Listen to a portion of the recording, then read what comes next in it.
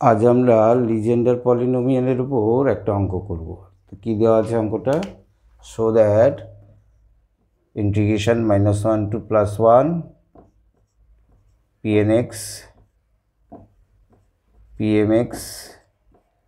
dx equals to 0 when m not equal to n। এটাকে orthogonal property বলা হয় Legendre পলিনোমিয়ালের। ঠিক আছে, তা লিজেন্ডার ইকুয়েশনটা কি ছিল আমাদের? 1 - x² d2y dx2 -2x dy dx plus n into n+1 y equals to 0। এটা লিজেন্ডার ইকুয়েশন ছিল। তাহলে এই ইকুয়েশনটাকে আমরা এরমভাবেও লিখতে পারি।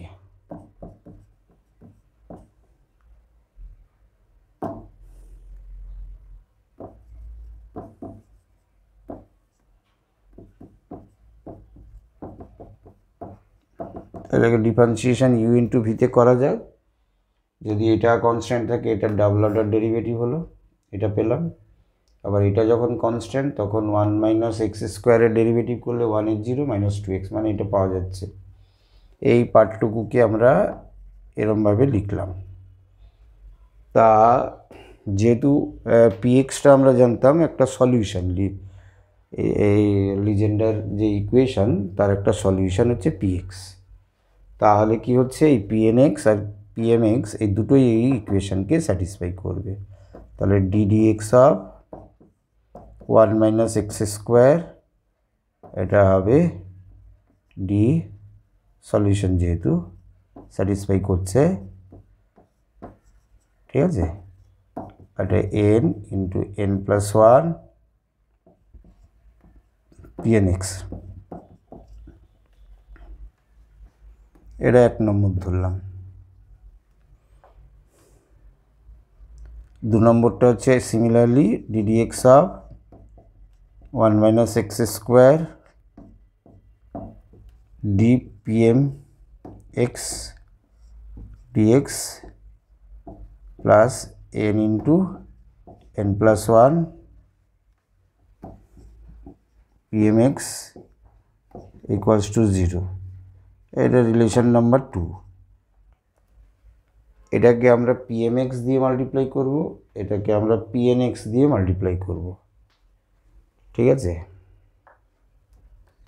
তা যদি তাই করি মাল্টিপ্লাইং 1/pmx, তাহলে কি দাঁড়াচ্ছে? pmx into ddx of 1 - x², মানে এটাকে ড্যাশ লিখে দিই, ডেরিভেটিভ তো, তাহলে এটাকে লিখতে পারি p(n) - x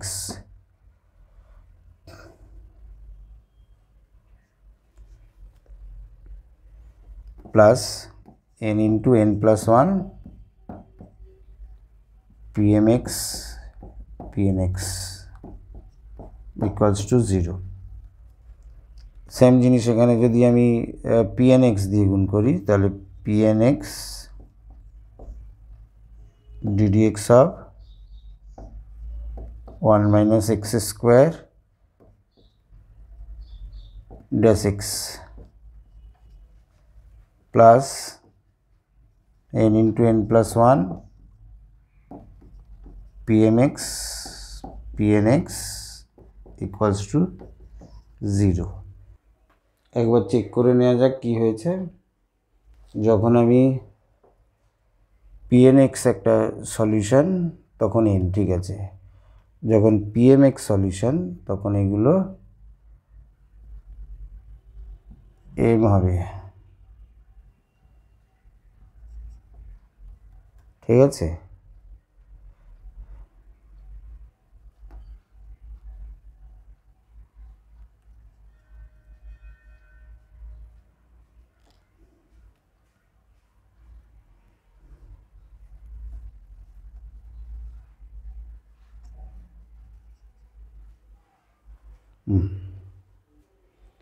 এবার আমরা এটাকে সাবস্ট্রাক্ট করব। এই যে যেটা পেলাম এটা আর এটা, সরি এটা n ছিল,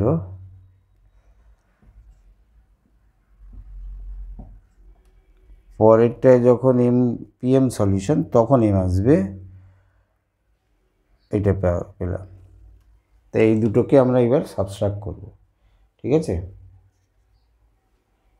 ফার্স্ট পার্টে এইটা সলিউশন pnx, তাই এটা n থাকবে। পরের পার্টের সলিউশন pmx,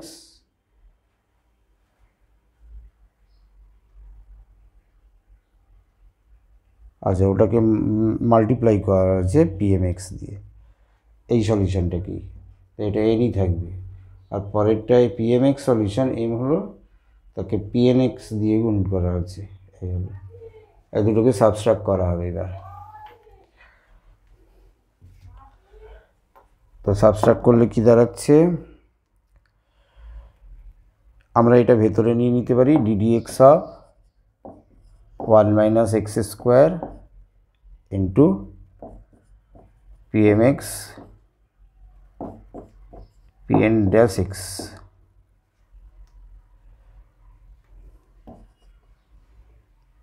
আর এটাকে গুণ করলে কত হচ্ছে, minus pnx pm dash X.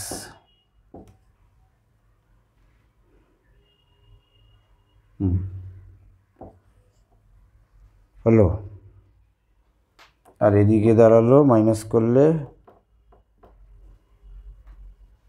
এটা মাইনাস এটা, তার মানে n into n plus one minus m into m plus one pmx pnx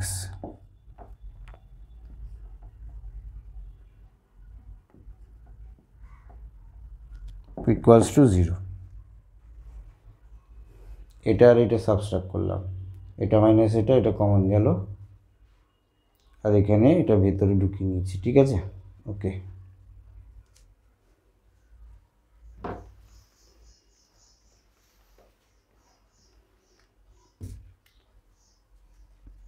এবার আমরা কি করব, ইন্টিগ্রেট করব ওই লিমিটের আন্ডারে 1 মাইনাস এক্স স্কোয়ার, আর ওটা সেকেন্ড ব্র্যাকেটে pmx pn dash x pnx pm dash x minus one two plus one, যেহেতু ওটা প্রুফ দিয়েছিল। আর এদিকটাতে এপাশে নিয়ে চলে আসি, তাহলে আমার এখানটা কি দাঁড়াবে, এটা প্রথমে আসবে m square plus m minus n square minus n, এটা integration minus one two plus one pmx pnx dx dx দিয়ে গুণ করেছি।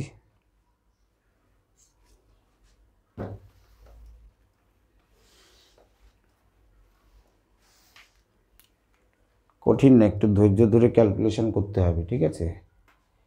এবার ইন্টিগ্রেশনে এটা ডি উঠে যাবে, তাহলে এটা 1 minus x square pmx p dash x pnx pm dash X, এটা পাওয়া গেল মাইনাস ওয়ান টু ওয়ান। আর এদিকে ফ্যাক্টরাইজ করে দিই, m square minus n square m plus n m minus n, আর ওটা 1 m minus n integration minus one to one pmx pnx dx। Upper limit বসালে 1 minus one square 0, minus lower limit বসালে 1 minus one square 0, এটা 0।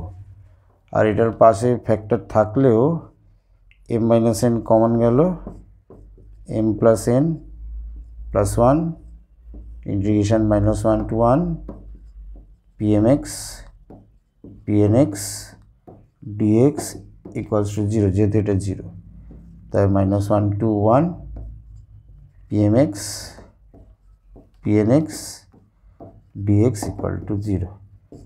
এটাই show করতে বলা হয়েছিল, ঠিক আছে, when m not equal to n। ঠিক আছে, কোথাও কোনো ডাউট হলে কমেন্ট বক্সে লিখে জানাবেন। আর এতক্ষণ ধরে ভিডিওটা দেখার জন্য ধন্যবাদ।